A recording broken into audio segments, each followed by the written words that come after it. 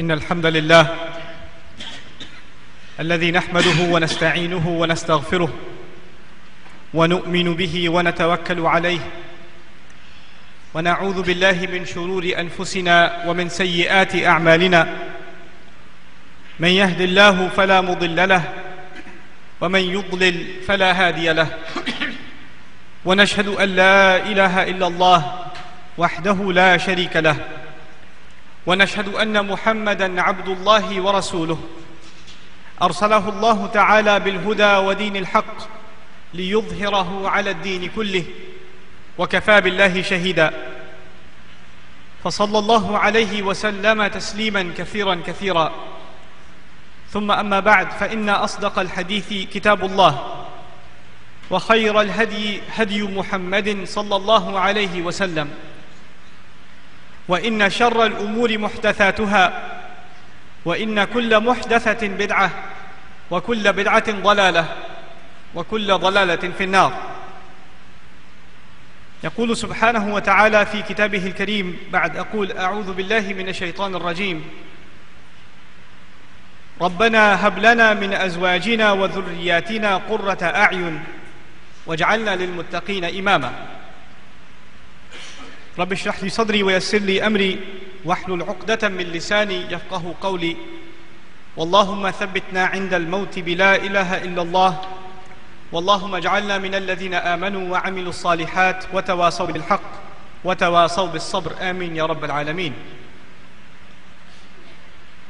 It's an absolute joy to be back at the community once again, alhamdulillah.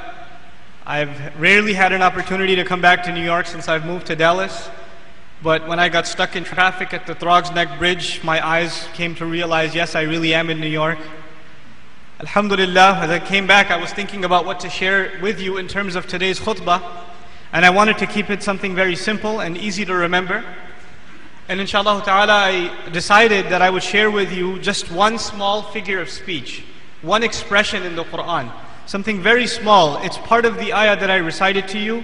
And it occurs in other places in the Quran and is also found in the Sunnah of the Messenger sallallahu alaihi wasallam.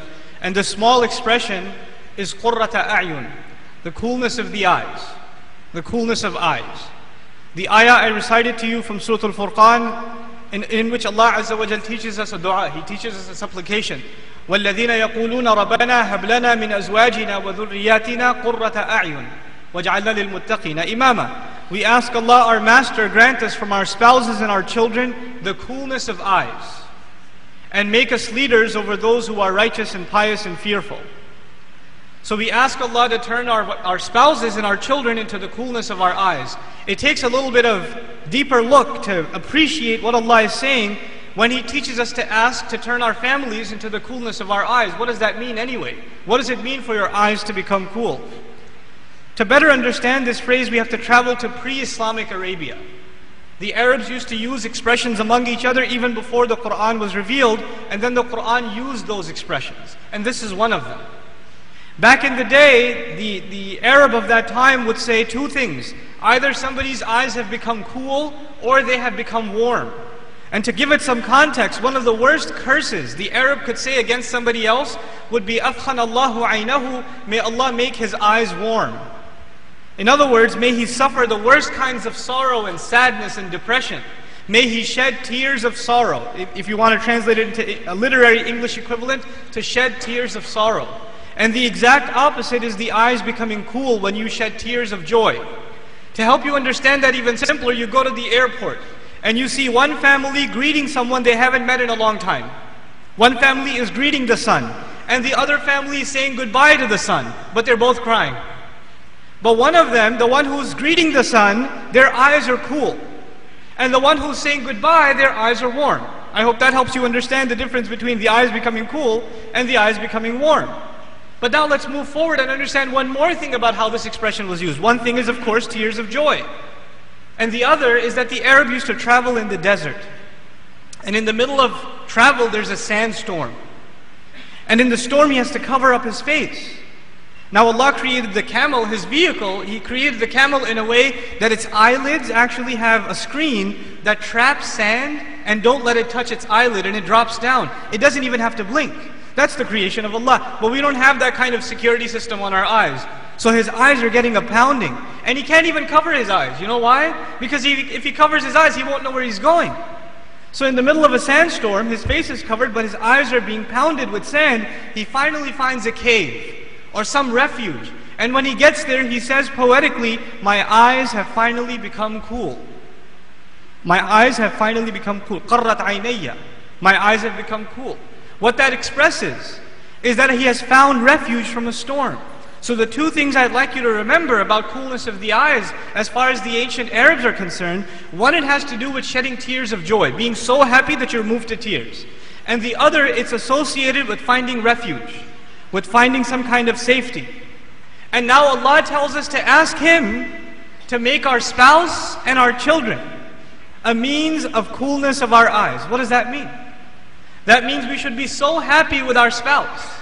The husband should be so happy with the wife. The wife should be so happy with the husband. The parents should be so happy with the children that upon just seeing them, they are moved to tears of happiness. They should be that happy with their family. It also means that the outside world, when you go to work, when you go shopping, when you go outside and earn your living or whatever you do, the outside world is like a storm. But when you come home, you finally found refuge. You found the coolness of your eyes when you enter the house. This is a particularly relevant and also ironic dua. Because for most people, Muslim and non-Muslim, the storm is not outside the house. The storm is inside the house.